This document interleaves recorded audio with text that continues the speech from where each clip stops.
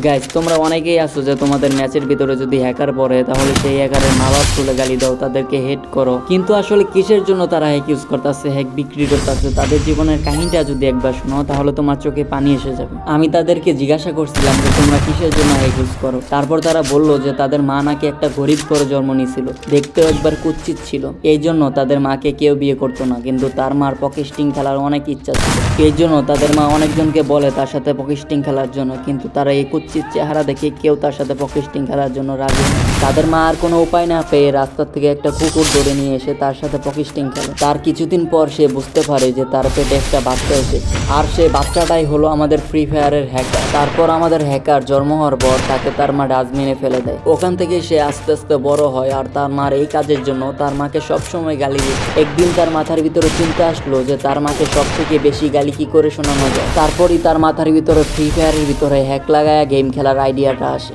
আর তাদের আইডিয়াটা সফলভাবে কাজে লাগে। ঠিক এই জন্য তাদের মা বাপ তুলে গালি দিলে তাদের কোনো যায় আসে না, তারা আরো খুশি হয়।